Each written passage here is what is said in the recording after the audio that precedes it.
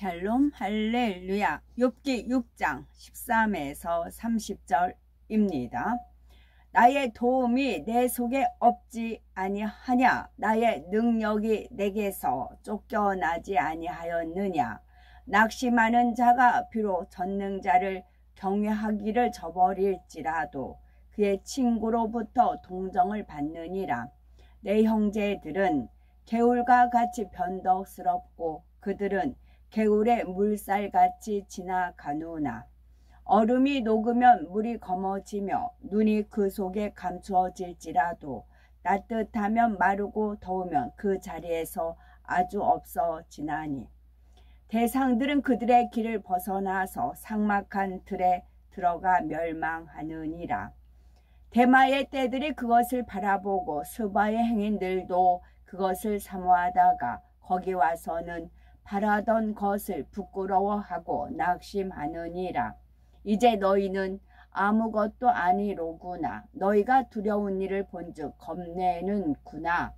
내가 언제 너희에게 무엇을 달라고 했더냐? 나를 위하여 너희 재물을 선물로 달라고 하더냐? 내가 언제 말하기를 원수의 손에서 나를 구원하라 하더냐? 복근의 손에서 나를 구원하라 하더냐? 내게 가르쳐서 나의 허물된 것을 깨닫게 하라. 내가 잠잠하리라. 옳은 말이 어찌 그리 고통스러운고 너희의 책망은 무엇을 책망함이냐? 너희가 남의 말을 꾸짖을 생각을 하나 실망한 자의 말은 바람에 날아가느니라. 너희는 고아를 제비 뽑으며 너희 친구를 팔아 넘기는구나.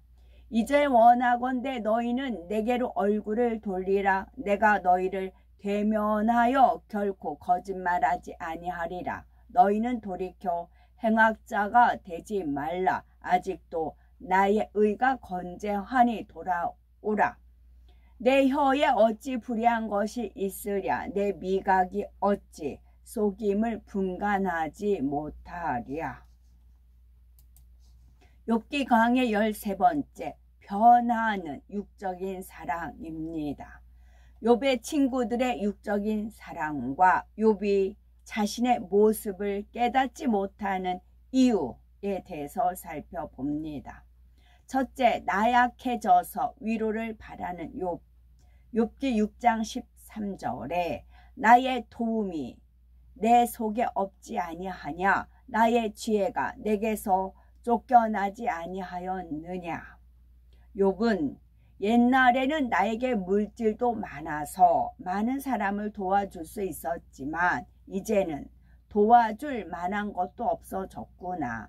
학문이 뛰어나고 지혜롭기로 유명한 나였지만 지금은 그러한 것도 사라졌구나 라고 고백하고 있습니다. 욥에게는 무에서 유를 창조하시는 하나님을 믿을 수 있는 영적인 믿음이 없었기 때문에 하나님을 의지하지 못하고 점점 나약해져 마침내는 자신의 의지력조차 잃어버리는 단계에 이른 것입니다. 하나님을 의지하지 않으니 지혜도 없어지고 어리석음만 남더라는 것이지요. 우리도 성령 충만할 때는 하늘로부터 지혜와 능력이 임하니 사명도 잘 감당하고 기도도 열심히 하지요. 그런데 어느 순간엔간 의심이 찾아오기 시작하면 충만함을 잃고 내 자신도 모르는 사이에 나약해져서 믿음 없는 말을 하고 버린 줄 알았던 혈기가 되살아나기도 합니다. 바로 욥이 바로 이러한 상태인 것이지요. 욥기 6장 14에서 15절에 피곤한 자 곧 전능자 경외하는 일을 패한 자를 그 벗이 불쌍히 여길 것이오늘 나의 형제는 내게 성실치 아니함이 시냇물의 마름 같고 개울의 잦음 같구나. 욥은 물이 넘쳤다가도 이내 말라 버리는 시내나 개울처럼 친구들의 마음이 한결같지 않음을 말하고 있습니다. 따뜻한 위로를 바랬는데 도리어 욥에게 악하다는 둥, 하나님을 의지하라는 둥, 감정 속에 질책하는 친구가 괘씸했지요. 그러나 우리가 시험 환난 속에 있을 때 육적인 위로는 더욱 나약하게 만들 뿐 결과적으로는 도움이 되지 못합니다. 사랑 자체이신 예수님께서도 제자들을 항상 온유하고 부드럽게만 대하신 것이 아니지요. 마찬가지로 우리는 시험 환난이 닥친 사람에게 육적인 위로를 주는 것이 아니라 하나님의 말씀으로 깨우쳐 주어야 합니다. 그렇다고 해서 무조건 상대를 지적하고 책망하라는 것은 아닙니다.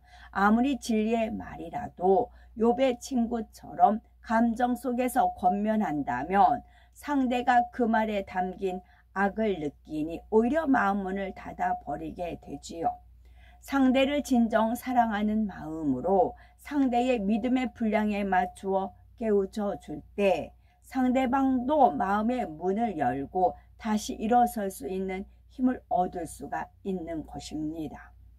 두 번째 변화는 육적인 사랑.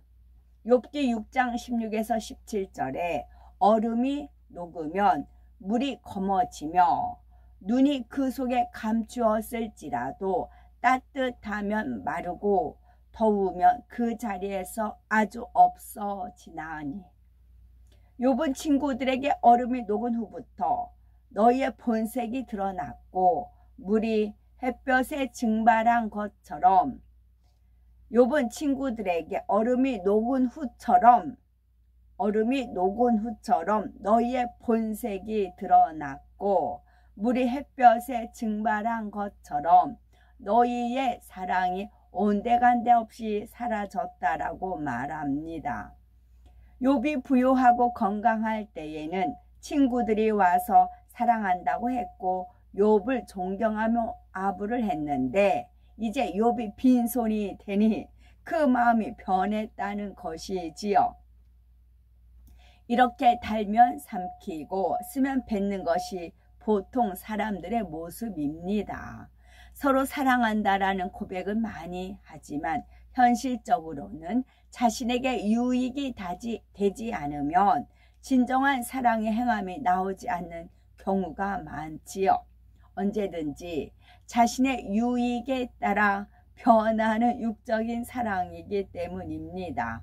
반대로 영적인 사랑은 영원히 변치 않으며 오히려 세월이 흐를수록 깊이가 더해집니다.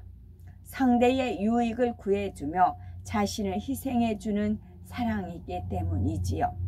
욥기 6장 18에서 20절에 때를 지은 객들이 시냇가로 다니다가 돌이켜 광야로 가서 죽고 그것을 사모하다가 거기 와서는 바라던 것을 부끄리고 낙심하느니라.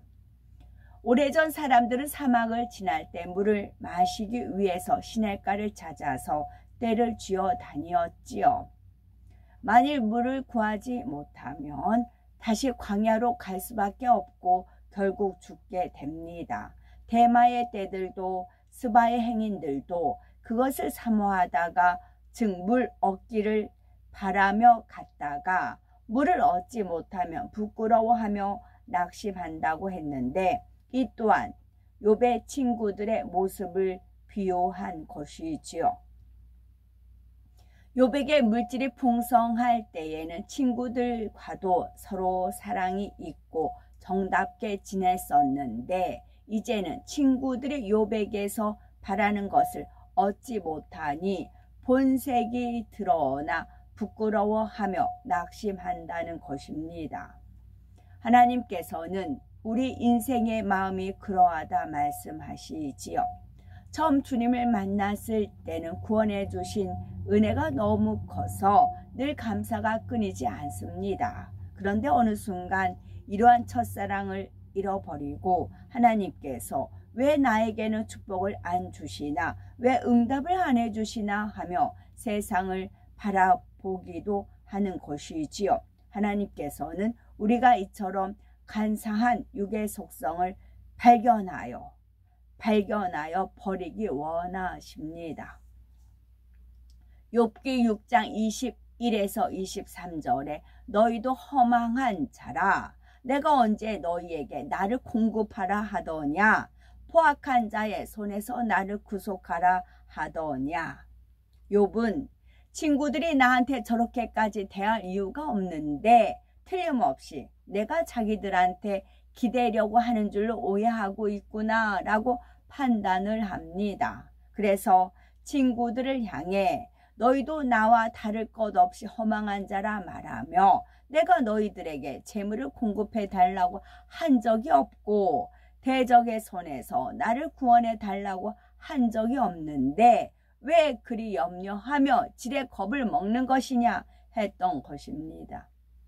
친구가 이제까지 많은 비유와 말씀으로 욥의 허물을 지적해 주었지만 욥은 그 말을 하나도 깨닫지 못하고 있었습니다.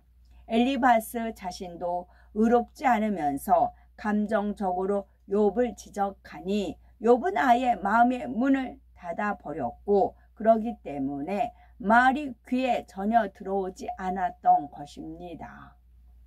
이렇게 상대가 마음을 닫아버린 경우에는 차라리 말을 안 하는 편이 더 낫습니다.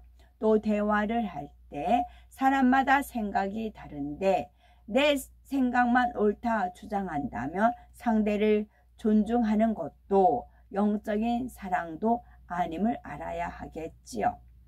욥기 6장 24에서 26절에 내게 가르쳐서 나의 허물된 것을 깨닫게 하라. 내가 잠잠하리라. 옳은 말은 어찌 그리 유력한지 소망이 끊어진 자의 말은 바람 같으니라. 엘리바스가 여태껏 지적하고 권면했음에도 욥은 깨우치지 못했다면서 내 허물이 무엇인지 말해보라 라고 말합니다. 이렇게 친구의 말을 아주 우습게 여기는 한편 이어서 옳은 말은 어찌 그리 유력한지 라고 말합니다. 이는 너의 말이 옳은 것은 나도 안다 라고 시인하는 말이지요. 하지만 나는 죽을 날만 기다리는 사람이지 않느냐. 이처럼 소망이 끊어진 사람의 말은 그냥 입에서 나오는 대로 내뱉는 말이라서 바람같이 헛된 것이다. 그런데 너희는 나를 위로해 주지는 않고 이렇게 무기력하고 허망한 자의 말을 꼬투리 잡으려고 하느냐라는 것입니다. 욥은 이런 친구들을 너무나 악하다며 다음과 같이 정죄를 하지요. 욥기 6장 27에서 29절 너희는 고아를 제비 뽑으며 너희 벗을 매매할 자로구나. 너희는 돌이키라. 내일이 의로우니라. 고아를 제비 뽑는다는 것은 우습게 여기며 함부로 대한다는 뜻입니다. 고아는 궁일이 여기며 도와주어야 할 대상이지요. 그런데 도리어 고아를 우습게 여기며 더구나 벗을 팔아 넘긴다는 것은 도저히 있을 수 없는 악행입니다. 욥이 볼 때 친구들이 이러한 사람들처럼 사람의 도리도 모르는 악한 자 중에 악한 사람이었습니다. 그래서 이제 너희가 판단해보고 떳떳하면 나를 쳐다보아라. 내가 말하는 것이 다 진실이다. 너희 자신을 반성하고 돌이켜라. 내가 옳다 말하는 것이다.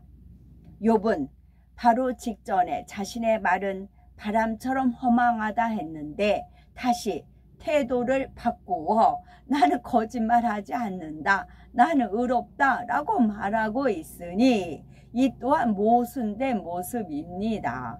그러나 욥의 중심은 거짓말하려는 것도 아니며 악한 것도 아니었지요. 다만 진리를 온전히 알지 못하였고 스스로 잘하고 있으며 의롭다고 생각했기 때문에 자기를 발견하지 못하고 자신의 허물을 보지 못하는 것뿐입니다. 욥의 친구들은 욥을 위해서 말을 했지만 이로 인해서 욥은 감정을 갖게 되었으며 오히려 실족시키는 결과를 가져왔지요. 특히 영혼들을 갈무리하는 주의 종이나 일꾼들은 이러한 점에 주의를 해야 되겠죠.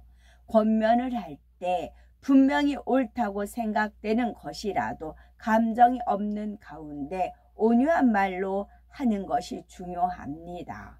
덕과 사랑으로 권면할 때에 원수마귀 사단이 역사하지 못하고 상대방의 마음의 문을 열고 받아들일 수 있습니다. 또한 나 자신이 말씀대로 행하면서 권면할 때 그 말에 권세가 따르지요.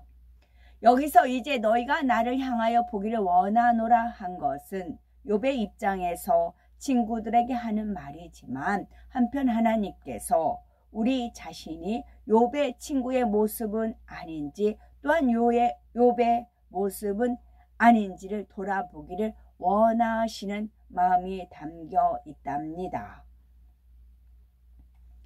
욥이 자신을 깨닫지 못하는 이유를 살펴보면 욥은 진리를 바로 알지 못하면서 친구의 말을 무시하고 자신만 옳다 주장하고 있습니다. 욥은 왜 자신을 깨닫지 못하는 것일까요? 먼저는 교만하기 때문입니다. 자신은 물질도 많았고 지혜도 높았으며 무엇이든 최고였는데 하나님이 이유 없이 나를 져서 고통 중에 있다고 생각하니 자신을 발견할 수가 없었습니다. 그러니 친구가 깨우쳐 준다 해도 들으려 하지 않았고 오히려 친구가 잘못되었다고 책망하고 있는 것입니다. 잠언 16장 18절에 교만은 패망의 선봉이라 했고 고린도전서 10장 12절에 선줄로 생각하는 자는 넘어질까 조심하라 라고 말씀하셨습니다. 교만은 자기가 서 있는 상태입니다. 욥은 교만하여 스스로 선자가 되었기에 결국 넘어짐으로 친구들 앞에 창피를 당하며 순환을 겪고 있는 것이지요. 욥이 자신을 깨우치지 못하고 있는 또 다른 이유는 자신은 최선을 다해 살아왔기 때문입니다. 곧 자신이 잘한 것만 생각하고 있는 것이지요. 자신은 선하고 의롭게 살고 있다고 믿고 있었기 때문에 그런 자기에게 불의가 있을 리가 없다고 생각한 것입니다. 그래서 내 혀에 어찌 불의한 것이 있으랴, 내 미각이 어찌 계율을 분별치 못하랴 라고 말하고 있지요. 욥은 혀로 단맛, 쓴맛, 짠맛을 구분할 수 있는 것처럼 자신은 옳고 그름을 확실하게 분별할 수 있다는 것입니다. 결국 자신의 판단이 옳으며 자기의 말과 생각은 다 맞고 상대가 그르다는 것이지요. 전혀 권면을 받아들일 자세가 되어 있지 않은 모습입니다. 그러나 아무리 진리를 많이 알고 있다 해도 누가 깨우쳐 주면 아멘으로 받고 자신을 돌아볼 수 있어야 합니다. 윗분의 권면은 물론이요 설령 아랫사람의 권면이라도 겸손히 받아들이려는 마음 자세가 되어야겠지요. 야고보서 4장 6절에 말씀하신 대로 하나님이 교만한 자를 물리치시고 겸손한 자에게 은혜를 주신다 하셨으니 겸손한 자가 되어 더 신속히 변화되시기 바랍니다. 물리 화학은 어려워요. 물리 화학은 어렵습니다. 하나님이 교만한 자를 물리치시고입니다. 아멘. 샬롬.